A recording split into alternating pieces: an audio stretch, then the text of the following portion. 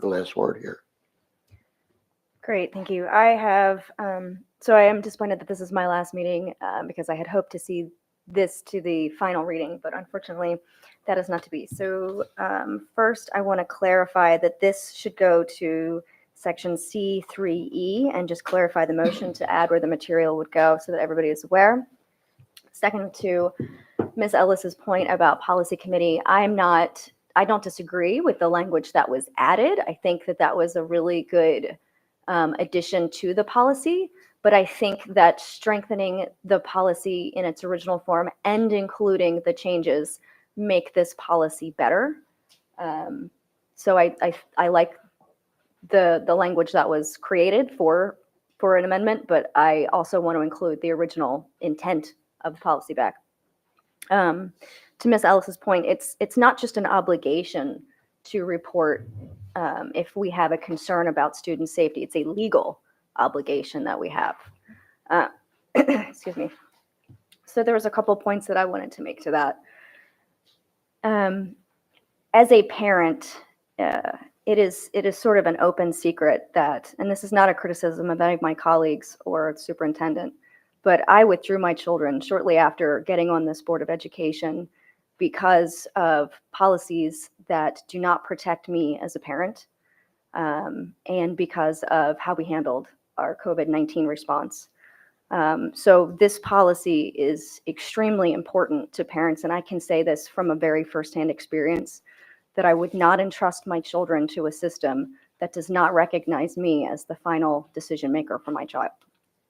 And private school is very expensive, so I really wish that this was a little bit more acknowledged.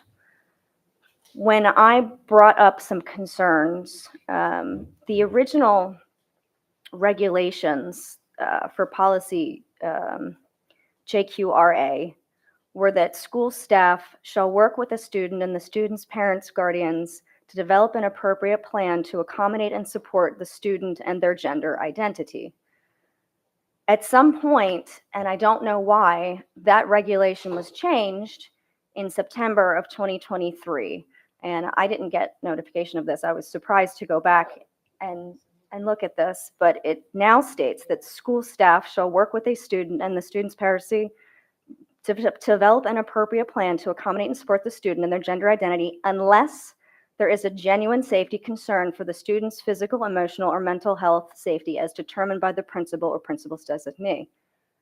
So we have, with regulation, gone around the parent, and what this policy does is create an effective guardrail to say that a student is not going to be is not going to have a determination by a principal's designee as the final decision maker about whether their parents are informed about something like this.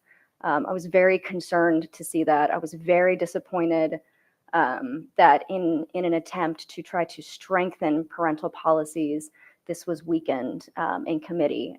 So I would say that for the parents who have concerns about how we address their roles in our school system, this is a crucial step in maintaining some of that trust. And as far as a system where Dr. Bell talks about belonging all of the time, I could never belong to a system that doesn't recognize my right to direct the upbringing of my own child, as the Constitution, as the Supreme Court has stated for over 100 years and has recognized. Thank you.